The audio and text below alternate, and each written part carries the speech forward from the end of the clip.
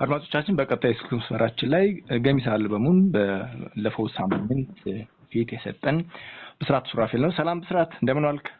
ሰላም እንዴት ናችሁ? ለአዲሶች አለን ደህና ነን። እንዴት ነህ አንተ? እግዚአብሔር ይመስገን ሁሉ መልካም። ሰላም ነው። ስራ አቋርጠናል፣ ይቅርታ። ችግር የለም። ያው አድማጮችን መገናኛም አንዱ መንገድ ይሄው ስለሆነ እውነት ነው። አዎ ትላንትና አንድ መልካም ነገር አድርጋል። በብዙ ያልተለመደ ለአንደኛው ስራ ወይም ደግሞ ዞርዞር አልበሙም ይመስላል ለኢፒው አልበም አወዳድረህ ከቨር እንዲሆን ስሩ ብለህ ነበር፣ አሳትፈሃል። ከዛም ደግሞ ሸልመሃል።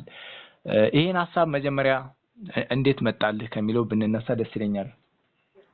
ኦኬ ያው እንግዲህ እስከዛሬ ድረስ ከኛ አይደለ ለወዳጆቻችን ወይም ለሙዚቃ አፍቃሪያን የምንሰጠው እኛ ራሳችን ወስነን ምን ብለን አሁን ደግሞ ለምን ከነሱ አንቀበልም ከአድማጮችና እንዲሁም ደግሞ አቅም ካላቸው ልጆች ወጣት ልጆች እድሉን ካላገኙ ልጆች ለምን ከነሱ አንወስድም?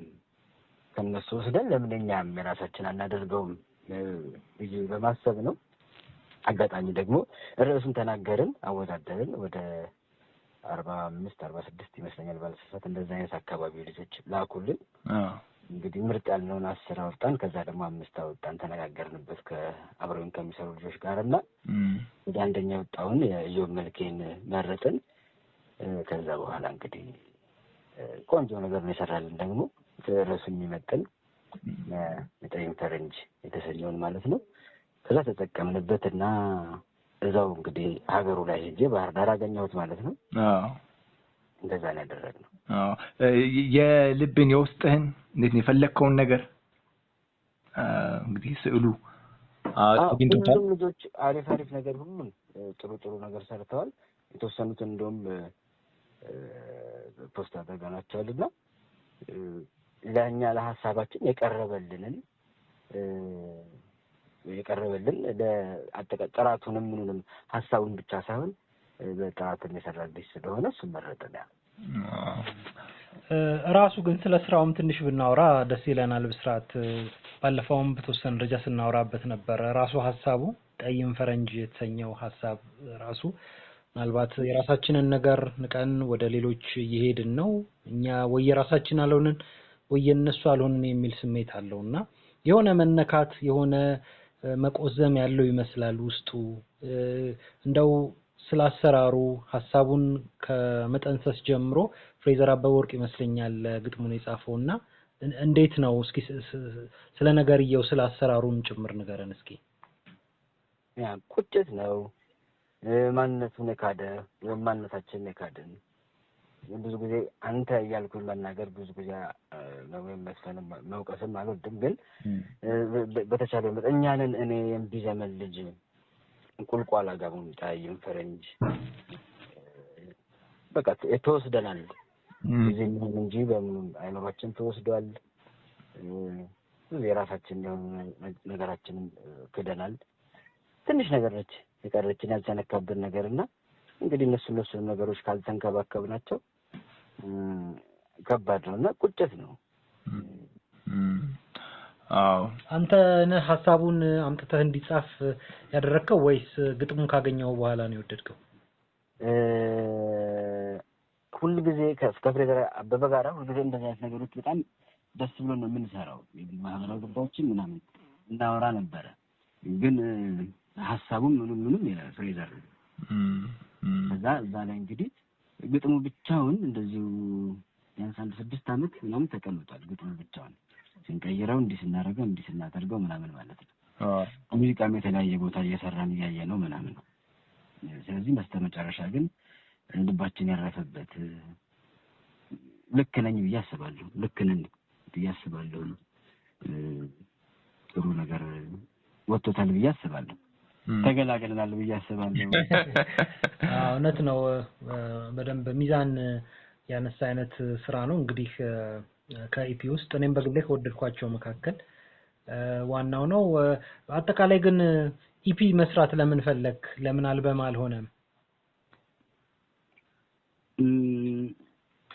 ምንም ምክንያት የለውም። የማይጣል 6 በቃ አንድም የሌለው አንድም የሚጣል የሌለው ማሙያ የሚባል ነገር የሌለው ጥሩ ልቤም ምን የሚያረፈበት ያለቀልኝ ይሄ ስለሆነ ነው እንጂ ሌላ ምክንያት የለውም። ልክ ጥንቅቅ ያለልኝ ልቤ ያረፈበት 6 ሚሊዮን 5 ሚሊዮን እስጥ ዘቢል ነው።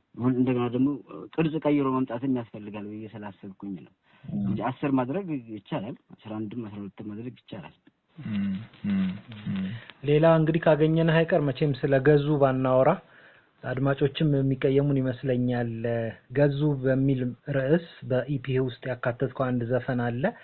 ካልተሳሳትኩ የየማነ ብርሃን መምህር ነበሩ ቲቸር ገዙና ኮሜንቱም ላይ ያነበብን ባለፈው እንደውም እየተሳሳቀን ስናቀርበው ነበረ። የየማነ ብርሃን ተማሪዎች የታላችሁ ቲቸር ገዙን አስታውሱ እንጂ እያሉ ነበርና ስለቀድሞ መምህር ዘፍነሃል ማለት እንችላለን። የአልበም ምንድነው የኢፒውንም ፊርማ ያከናወንከው እዛ ነው።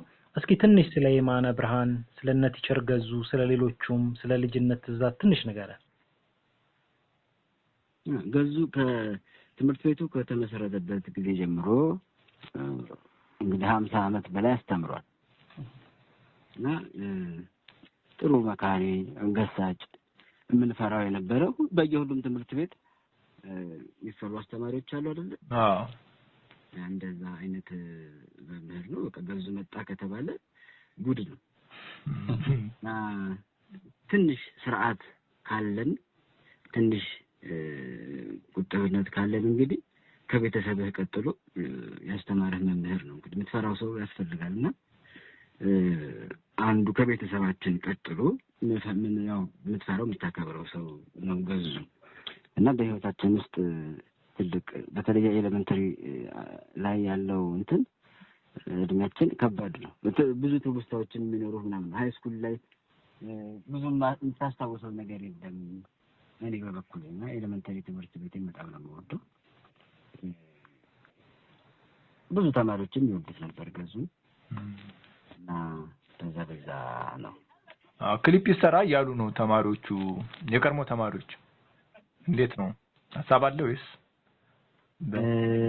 እንግዲህ ካሉን ከነሱ ውጭ መሆን እንዴት በጀት ብቻ ያሰባስቡ እንጂ ችግር የለውም ማለት ችግር ግን ይሄ ጥያቄ ቀስ እያለ ወደ ዶክመንተሪ እንዳይሄድ እንግዲህ አሉ በህይወት በነገር ላይ አዎ ስፈራረም እኮ ትምህርት ቤት ሄደን ስንፈራረም ጠርቸው እሱ ባለበት ነው ቁጭ ብለን እዛው አብረን ሳበልተን ምን ብለን የተለያየ ነው። ሙዚቃውን አዳምጠውታል። አይ ሆፕ ፊድባኩ ምን ነበር? ፊድባካቸው ምን ነበር? ምን አሉ? በጣም ነው ደስ ያለው። በጣም አለኝ እንደውም አንድ ቪዲዮ በጣም ነው ደስ ያለው። በጣም አለቀሰ እና በጣም ነው ደስ ያለው። በጣም እንግዲህ የድሮ መመሪያ ተማሪ ህይወት ደግሞ እንግዲህ እንደምታውቁት ነው። ብዙ ዶክተሮችን አፍርቶ ኢንጂነሮችን አፍርቶ ድምጻውያንን አፍርቶ ብዙ ሙያተኞችን አፍርቶ አስተማሪውን ጊዜ ማስተማሪ ነው መከበር ያለበት ትልቅ ሙያ ነውና እኔ በጨዋታ መልክ ባለች ነገር አነሳሁትኝ እንጂ ያው አስተማሪ በደንብ ከዚህም በላይ ልናስታውሳቸው የሚገቡ መምህሮቻችን አሉ። ታንክ ዩ። ምክንያቱም አጭር ጊዜ ያለ መምህሮች ነው ለገዙ ብቻ አይደለም፣ ለሌሎች መምህሮች በዛው ማስታወሻ ነው በተመሳሳይ መልኩ። ሌላ ጊዜ እንግዲህ በሚመች ሰዓት ጊዜ ሲኖርህ ስቱዲዮ መተህ ቆይታ እንደምናደርግ ተስፋ እናደርጋለን። ከሁላችንም ተማሪዎች ጋር እናመሰግናለን። ወደ ስራ ተመለስ። ከልብ እናመሰግናለን ለጊዜው። ታንክ ዩ። ሰላም ሁኑልኝ። አሜን። እናመሰግናለን።